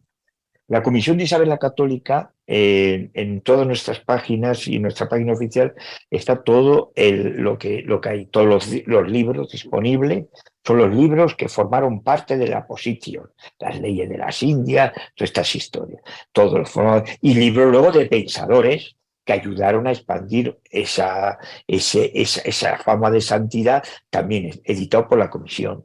Ahora hay rosarios, hay medallas, hay imágenes, hay de todo. Pues como pueda tener Lourdes o como pueda tener cualquier santo.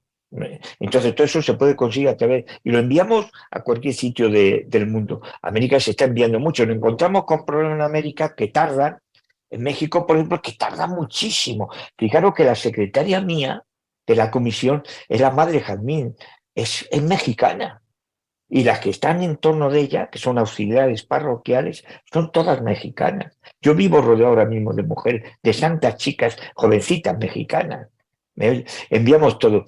La comisión también se va a emanar, el capítulo de España se va a emanar con el de Puerto Rico. Han estado hace poco aquí, el que me parece va a ser presidente de allí, del capítulo de Puerto Rico, y para ver si podemos también emanar. Estamos en contacto, hay mucha fluidez. Yo pienso que la mejor manera de estar al día es estando dentro de nuestras páginas oficiales, donde nunca puede haber desvío, siempre está la verdad. Y la gente que lo comparte y compartir. Yo espero, volviendo al anterior que me preguntó, yo espero que Dios tenga en su mente infinita el potencial que es Isabel. Isabel se necesita como una mujer de ejemplo para dos cosas. Hoy día más que nunca para el político. Fue ella misma y fue una mujer de verdades. No de palabrería, ni de chascarrillo, ni de hoy digo una cosa y mañana digo otra, una mujer auténtica. El político hoy lo necesita. Para el feminismo, las ideologías femeninas que son autodestructivas hacia la propia mujer. ¿Por qué no imitan a esta mujer? En las Cortes lo dijo Ramón Tamames, ahí tenía una santa, además la nombra ahí santa, ahí tenía una santa mujer, un comunista, pero un comunista con conocimiento. Pero yo pediría muchísimo en las oraciones que toda esta gente, como decía el anterior, que está en la leyenda negra y en la oscuridad, que Dios le ayude, Isabel intervenga para que encuentre el camino de la verdad, de la luz y de la gracia. Muchas gracias a los dos. Bueno, vamos a dar paso a Fray Carlos Enrique. El mexicano está en Petra, en el monasterio en el que estuvo Fray Junípero Serra. Compañero, cuando quieras. Muchísimas gracias. San Junípero. Mucho gusto, soy Fray Carlos Enrique, como han dicho. Pues el tema de Isabel la Católica a mí me ha apasionado mucho desde mi infancia por conocimiento de historia.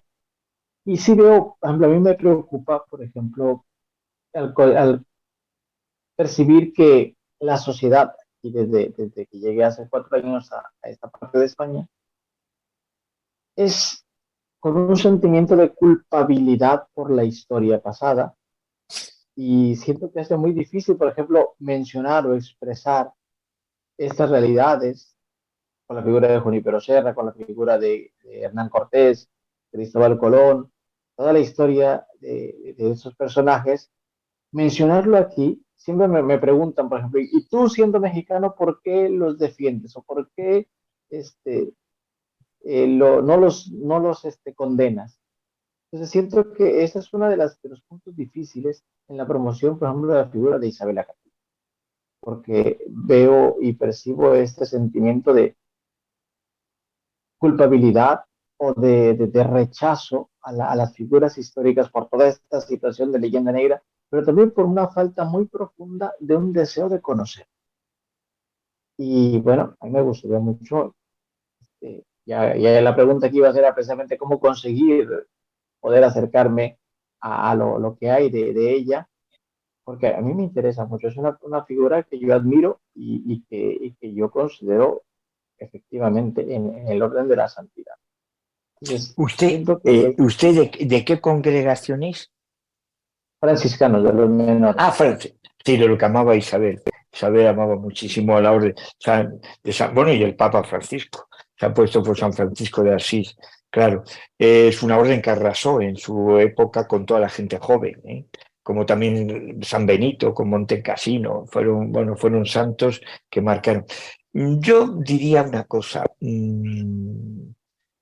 Nosotros recibimos, la última adhesión que hemos recibido, no la tengo aquí, es de la Universidad Católica de Miami, por ejemplo, lo hemos recibido esta semana, en plenitud, desde todo el claustro de profesores. La Conferencia Episcopal de Paraguay también está adherida a la beatificación. Tenemos un montón hay muchos. El pueblo de Dios tiene gente que pueden... Dios te da libertad para odiar o para amar. En el caso de Isabel, la persona que lo conoce se apasiona, el conocimiento. El que está en el desconocimiento, pues está en la vulnerabilidad de la mentira, no de las fuentes. La verdad está en las fuentes. Los demás son juegos. Y la verdad está en la luz, no en la magia. La magia es hacerte creer una cosa que es mentira, hacerte la creer que es verdad. La reina, mira, me viene a la cabeza, una de las cosas también que hizo es prohibir toda la magia y todas estas cosas, porque ella fue una mujer fiel a su religión y a su cultura y a su saber y a su sabiduría y a la virtud de que era el ser católica, apostólica romana. Y claro, eso era importantísimo. Pero, ¿cómo expandir?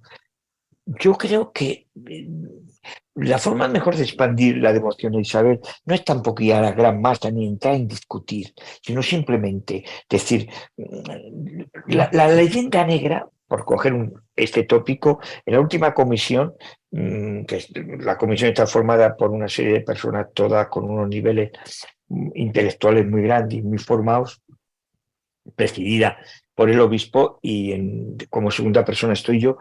Es cierto que es muy importante esa persona decirle, mira, la verdad puedes entenderla de esta manera. O métete en páginas fiables de Internet. En Internet está todas las grandes mentiras, el demonio y todas las grandes verdades y la gracia. Tírate a las páginas fiables. ¿Por qué te tira? Pero si es que lo tiene más fácil que nunca, no te cuesta dinero. ¿Para qué vas a comprar un libro? La comisión te enviamos lo que quieras, pero métete en las páginas fiables. Y no te quieren molestar en hacer el comparator. Oye, yo te diría, bebes un poquito del elixir de la inteligencia y de la luz, porque a lo mejor te están faltando luces. Pero yo diría, uno de los consejos, métete en las páginas fiables de la verdad y déjate de la verborrea y del charlatán. América es un potencial en virtudes, y en amorosidades, pero también es un potencial porque, claro, América se creó pura en esa civilización que era la cristiana. Digo civilización porque claro, es que hay otra cosa que de sentido común, es decir, ¿cómo se puede dar un vuelco 4 españolitos en un continente que cuando vamos al Vaticano y te metes en el museo cartográfico y vas viendo, según se va descubriendo América, dice, madre mía, que era esta islita, ahora esto, y se une el polo sur de la Patagonia al polo norte con Alaska? Y un continente que no dejaba pasar de un lado al otro, por mar. Ahora sí por Panamá, pero no dejaba. Tenía que ir por tierra, claro. Es que era un parachoque. Y ese continente donde ella lleva la civilización del amor, fijaros bien, del amor, y donde ella, porque claro, cuando llegan allí los españoles, dudaron que esa raza fuera humana. Y diréis, ¿por qué? Porque primero no la conocían. En segundo lugar, estaban en la edad de piedra. No voy a enumerar las cosas que figuran, lo que hacían y todas estas cosas, y demoníaco y todas estas historias. No voy a decirlo porque yo estoy siempre en la gracia de ese continente, que es una de las cosas más grandiosas que ha podido ocurrir a la humanidad. Entonces, ella manda ante la duda, manda venir. Y ya, ella dice, son igual que vosotros. Ahí tenía ya la gracia de Dios. Y son mis hijos como vosotros. Tienen los mismos derechos que el que haya nacido aquí en Madrid, o en Valladolid, o en Sevilla, o en Granada, o en Córdoba, que los que estén allá antes de los mares. Lo mismo. ¿Qué ocurre? Ese indio se vuelca con el españolito que llega, con esa civilización, con sus luces, con sus sombras. Ojo, y pedir perdón por los pecados que pudieron cometer, por supuesto, que es lo que dijo el Papa, no por la grandiosidad de esa proeza evangélica. Eso nunca se refería a eso, Francisco. Pero lo que sí que está cierto es que en esa lucha ellos se ponen, porque vieron libertadores a los españoles. Y diréis, ¿por qué? Porque cuando llegan los españoles eran dos grandes imperios los que dominaban aquello, el azteca y el inca, Atahualpa y Montezuma, cuando llegan. España hace mestizaje de sangre, cosa que no hicieron los ingleses. Las hijas de Montezuma fueron casadas como princesas con 3 generales españoles, está ahí en la historia, y el inca, esto y demás. Tuvieron que aplicar la ley que mandaba, como el tiempo era el tiempo, como es lógico. Pero el vuelco lo da el pueblo llano, que ve libertadores a los que acaban de llegar. Que recuerdo que ocurren muchos abusos, lo humano va siempre entre la luz y la sombra, todo. Como cogemos la Biblia y vemos que ocurre igual. Es un libro de fe, no es un libro de matemática ni de ciencia, pero vemos que ocurre igual. Y en los apóstoles mismos, lo vemos, ¿no? En el Evangelio de hoy mismo, el de Felipe, Pero preséntame al Padre, pero hijo, si me tienes a mí, que has visto resucitar a Lázaro, convertir el agua en vino, echar demonios, hacer 40 y tantos milagros que llevo en estos 3 años escasos que tuve con vosotros de vida, y me dice que te presenta al Padre. ¿Qué ocurre? Hasta que llega el Pentecostés no se entera. Y lo humano es así. ¿Cuál es el Pentecostés para Isabel? Pues yo pienso que el Pentecostés para Isabel es una cosa que me tengo que meter a estudiarlo, y con la ayuda de todos, la gente que nos sigue, que es gente muy valiosa. El Pentecostés para Isabel es ir a las verdades, que se metan en las verdades. ¿Por qué te vas a meter en cosas que además para el proceso ya no cuenta para nada eso? Eso está ya todo. Quedó claro, son mitos, se llaman mitos. Quedó todo eso claro. Eso ya está pasado. La parte histórica ya está pasada. Está toda aprobada y admitida. ¿Qué me viene usted a contar? Meterse en la parte de ahora, se usted actual, moderno, futurista, meterse en la parte de las gracias, de los milagros, y meterse en la Wikipedia misma. Si la tiene usted gratis, apretando una tecla, o ponga usted la palabra que quiere ahí, se lo explica. Ahora, si se mete usted en las cosas de las mentiras, pues arreglado va. Inmaculada desde Granada, cuando quieras.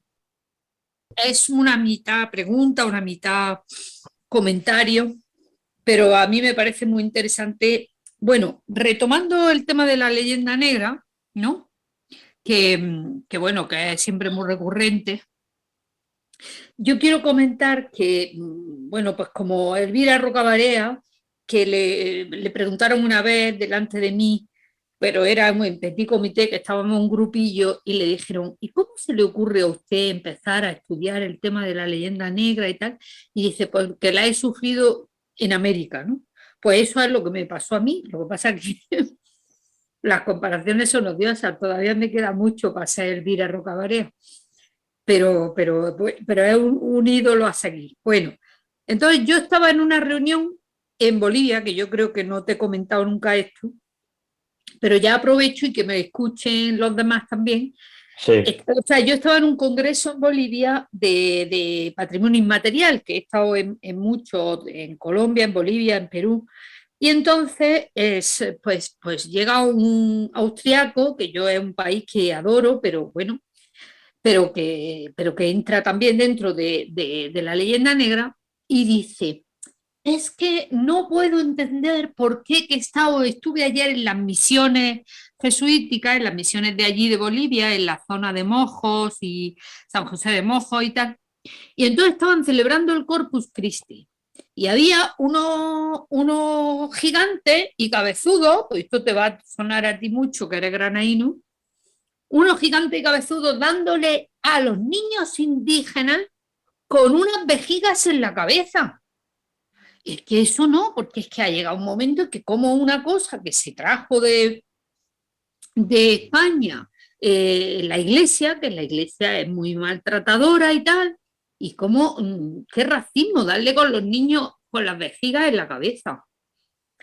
Y yo digo, pues este hombre no se ha enterado de nada, porque claro, decía, pero si, y los niños reían y salían corriendo, ¿no? Bueno, a ver, esas vejigas gigantes en la cabeza era lo que hacía, o sea, lo que era el antecesor del globo. Y tú sabes, bueno, sabéis que el Corpus Christi, pues aquí en Granada, que se celebra muy a lo grande, pues se ha seguido haciendo eso hasta hace nada. O sea, los gigantes cabezudos que aparecen en el tema del Corpus Christi están jugando y están haciendo partícipe a los niños. En fin, este hombre no había entendido nada. O sea, por tal de vender leyenda negra hasta la saciedad, ¿no? Entonces, sobre la marcha, a mí, en ese momento, pero que es un tema que yo ya lo he escrito y tal, se me ocurre, pero bueno, digo, pero si yo vengo de Granada y se ha celebrado el Corpus Christi de la misma manera, hacía una semana, digo, vamos a ver, la toma de Granada y el descubrimiento de América se llevan 9 meses de diferencia, o sea, un embarazo, ¿no? ¿Y qué pasa? Que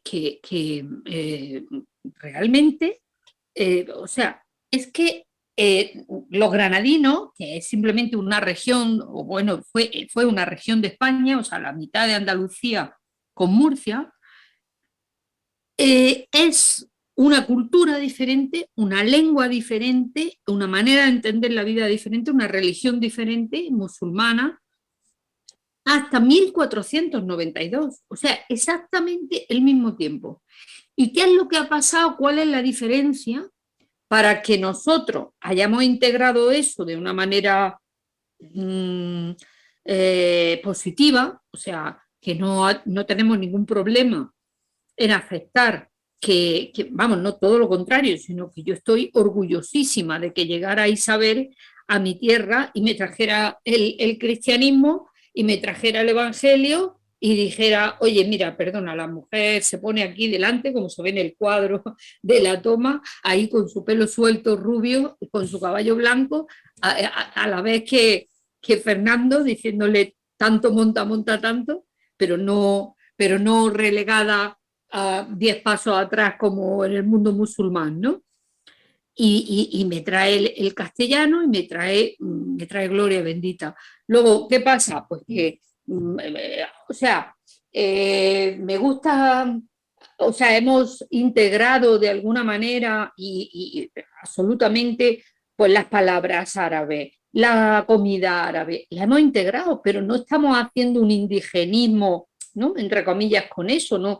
Bueno, ahora un poco este gobierno está empezando a querer relanzar un poco el Islam como si fuese la panacea, pero ¿por qué nosotros hemos integrado perfectamente el hecho de que tuviéramos 8 siglos de influencia musulmana, pero nos hayamos quedado con la bonanza del catolicismo y del cristianismo? Y sin embargo allí, ¿cuáles son esas fuerzas ocultas o no tan ocultas que quieren poner de manifiesto que lo bueno era lo indígena, ¿no? O sea, leyenda negra. Pero lo cristiano para nosotros es fantástico, ¿no? O sea, que nosotros lo hemos asimilado bien y llevamos el mismo tiempo. La frase que se cogió para el milenio del encuentro de dos culturas es cierto. Es una frase bonita. Y de hecho, se encontraron 2 culturas, 2 razas diferentes, entre otras cosas. Pero hay que reconocer la grandiosidad de los saberes de la civilización cristiana, que cuando entran allí los españoles, aquello era una torre de Babel. No había unidad ni de moneda ni lingüística. Ajá. Había un montón de lenguas, de los aymara, los otros. Quechua, De lengua. No había, sí había un poder único que tenía derecho a todo, incluyendo la vida, y no había religiones. Estaba metido todo el mundo en un paganismo total, por supuesto. Pero claro, daros cuenta que ellos estaban en la Edad de Piedra, no hay monumento ni historia que sea posterior desde el bronce ni de hierro. Pero sí que es verdad, y hay que decir que esa raza tenía una serie de esencias magníficas cuando entra dentro de la civilización cristiana. Quiero decir, cuando todo lo que fue romanización, donde quedaban unidos 4 cosas: religión con Constantino, el cristianismo; lengua, el latín; moneda y leyes políticas, el derecho romano, todo eso era avance, estado de bienestar y civilización impresionante, la cristiana. Cuando todo lo que se romaniza era adelanto. Todo lo que quedó fuera de esa romanización eran pueblos bárbaros, aunque luego por la paradoja viene la decadencia del Imperio Romano por esos pueblos bárbaros. Hay que reconocerlo, pero también porque ellos habían perdido esa esencia de esa romanización que fue tan adelantada, fue el imperio más equilibrado que existió. Y España, que pertenece a esa romanización como una de las grandes provincias de ese imperio romano, y la que dio algunos emperadores como Trajano muy buenos, cuando cae en América con aquella raza, se hace el mestizaje, está un país lleno de riqueza, donde allí llevan ya los caballos, llevaron todas las cosas que había aquí, pues sale un grandísimo. Lo que ocurre que yo creo que el problema de América es un problema muy complejo y un problema para estudiarlo también desde el punto de vista muy diferente, porque es decir, estamos en un mismo continente que tiene que ver la parte norte con la parte sur.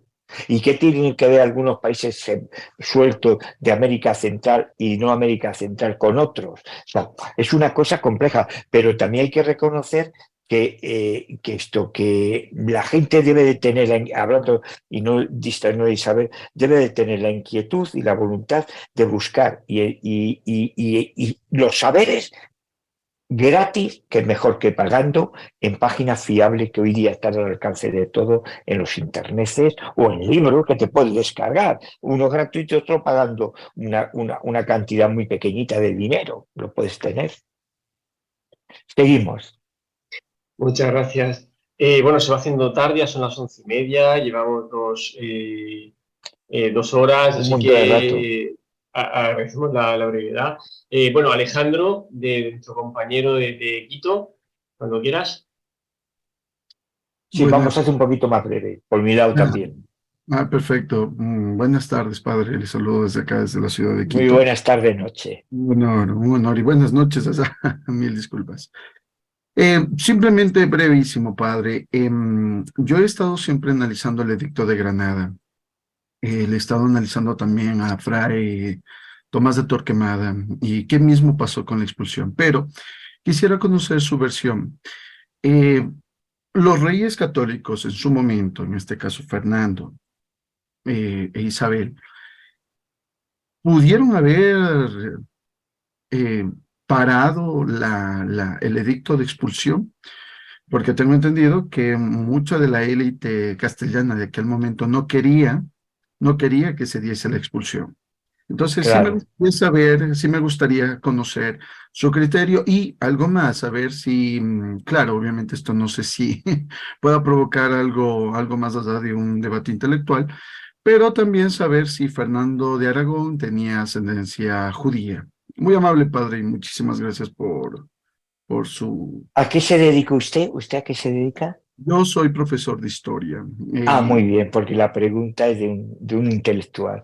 Pues le contesto con mucho gusto. Muy amable. Sí, le contesto. Bueno, mi apellido, segundo Vilen, es de origen judaico, es alemán de origen judío, voluntad. Yo le diría, el tema judío es un tema, efectivamente, lo que ha dicho usted como profesor. A España no le interesaba. De hecho, fue el último país en la expulsión. Todo fue, el tema judío hay que situarlo en el contexto de aquella época. Un pueblo errante, mal visto, con permiso de residencia en todos los reinos católicos de Europa, mal visto porque había matado al Cristo. Y eso estaba ya mal visto en unos reinos católicos. Y luego era un pueblo extranjero, con permiso de residencia, como puede estar cualquier inmigrante hoy día, con un permiso de residencia que en el momento que quisiera, en España, por supuesto, en Castilla, por supuesto, y en Aragón también, podía rescindir ese permiso de residencia. El problema vino aquí. España hizo de escoba, de recogedero, porque las juderías en España no dieron los mismos problemas que dieron en el resto de Europa, hay que decirlo también. El judío estaba mal visto no solo porque había matado al Cristo, sino porque a nivel de medicina era el más avanzado. De hecho, los reyes católicos vivieron rodeados de judíos. El jefe de finanzas no era judío. Bastot, que murió unos meses antes de morir Isabel, era su médico personal, judío también, que atendía todos los partos. En saberes era muy avanzado el pueblo judío. Luego eran unos linces a nivel de banca, eran prestamistas, y luego eran pueblos que no les gustaban mezclarse con los autóctonos de los sitios. Lo contrario de lo que hicimos los españoles en América, en una palabra. Vivían en la judería, calle de la judería, el rincón de la judería, barrio de la judería. Esto. Entonces, eso fue creando un clima de indisponibilidad, de tenerle cierta asco y rabia a ellos. El que más pasa metió fue el rey francés. Felipe el Hermoso, pero no el español, el francés, con el Papa. Pero diréis, ¿por qué el Papa mandaba tanto y mangoneaba tanto? No, es que hay que verlo en el contexto de aquel siglo, de aquellos siglos.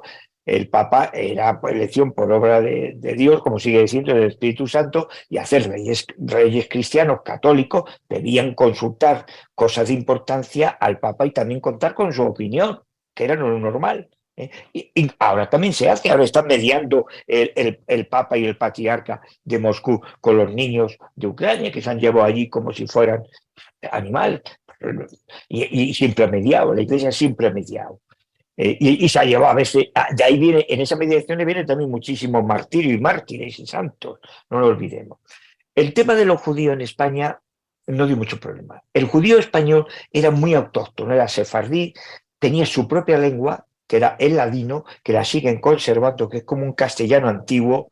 Yo con judíos sefardí me he encontrado dos en los Estados Unidos de América, curiosísimo en la parte de California, y yo creo que guardan más como simbolismo para ellos su llave de su casa, de Toledo, del barrio o de la casa tal. Siguen conservando y defendiendo el ladino. Con ellos te entiendes bastante bien porque es un castellano como antiguo y tienen unos valores de añoranza. En las canciones sefardíes y en el folclore sefardí, que se conservan muy bien, se ve que es una añoranza siempre a eso de ese tiempo que tuvieron aquí y demás. Los reyes católicos no querían expulsar a los judíos. En su entorno funcionaba bien, eso está claro. Los retrasaron, junto con Portugal, fueron los últimos países de Europa. Al final no tuvieron más remedio porque fue un mandato papal. Fue un mandato papal. Y no tuvieron más remedio. Lo que pasa es que ellos hicieron una cosa que no hicieron los otros países de Europa. Les dieron yo ahí veo lo siguiente, lo bueno y lo malo.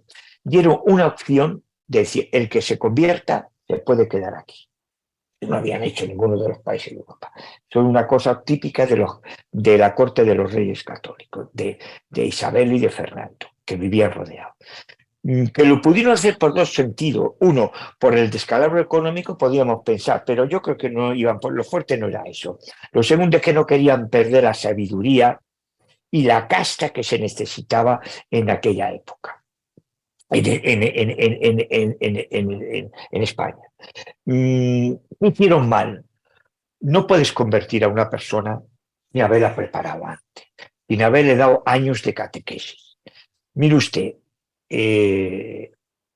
Pablo y Pedro, San Pablo y San Pedro, Pablo y Pedro, cuando empieza a caminar el cristianismo, se sabe que en sus intimidades ellos seguían siendo judíos. Pero ahí está lo bueno, que fueron auténticos. Un tío que no es auténtico, de repente es esto, de repente esto, de repente no es nada.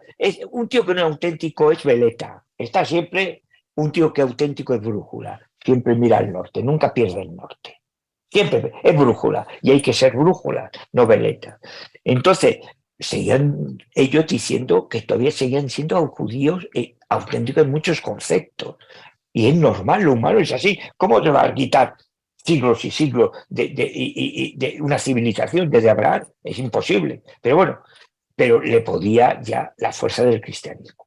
Aquí no lo formaron, y a no formarse, pues unos optaron por irse, otros por ser falsos conversos, que ahí donde vino el gran problema, que por eso ya tiene que salir la Inquisición y todas esas cosas, porque ya jugar con la mentira tapado de una religión. Y luego salieron otros que se convirtieron. El judío que se convierte, yo pienso, el judío, los reyes católicos, los que vivieron rodeados fueron conversos, Abraham, Sena y toda la gente, pasó toda esta gente, que fueron conversos. Yo creo que yo en su intimidad le pasaba como a San Pedro.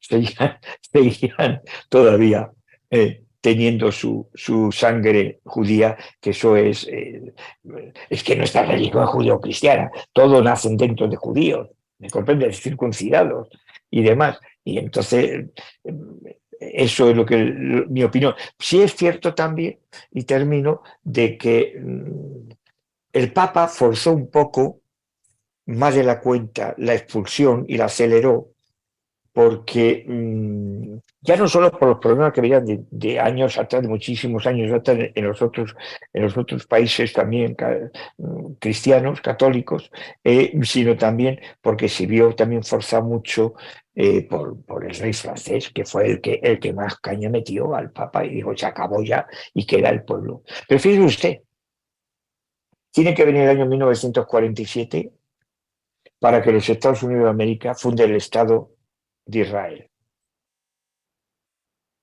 Porque ahí se cumplen las profecías de los profetas, andaréis errante expandido por todo el mundo. Ellos no tenían la identidad de Israel hasta el año 1900, que cuando se funda como Estado oficial.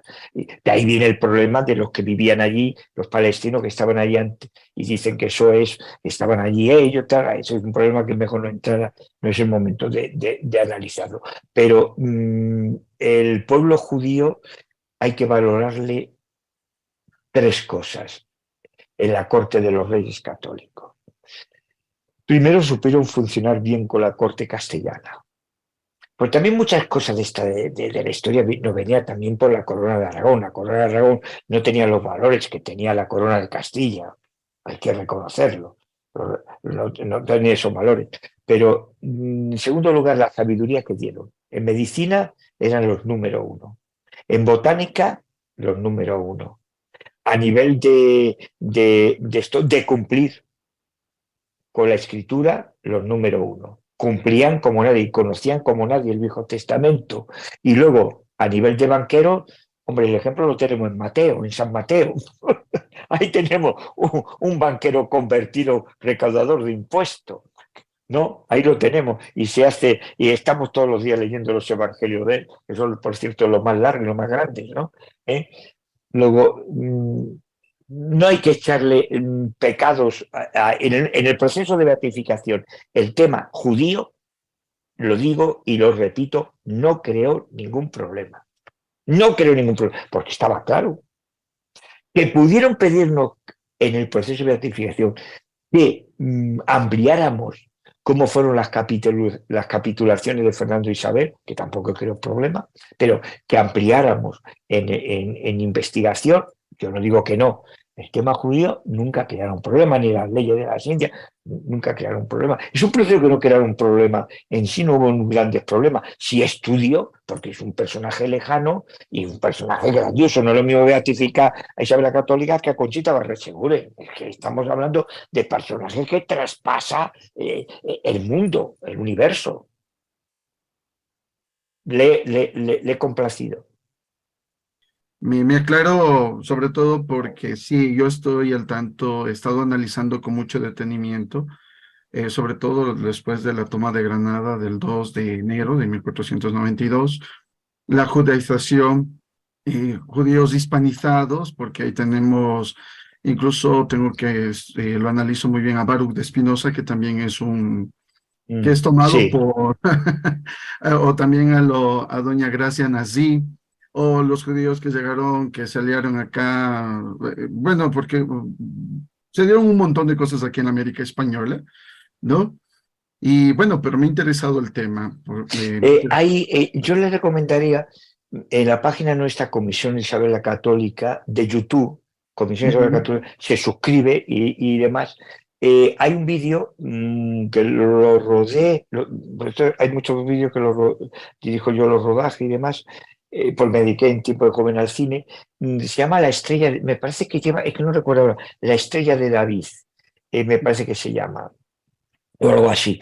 Se puede usted meter a verlo porque además está rodado en la judería de Segovia, en la casa de Abraham Señor, en la sinagoga, en la gran sinagoga del cementerio judío, se ve cómo se enterraban, cómo enterraron al Cristo en cueva, y vamos contando toda la historia de todos estos judíos de aquella época de la corte de los reyes católicos, y estamos siempre en la veracidad, en las verdades. Luego te puedes sacar leyendo, te puedes sacar, bueno, vale, pues muy bien, eso ya déjelo usted para los que le interesa. A mí me interesa la luz y la verdad.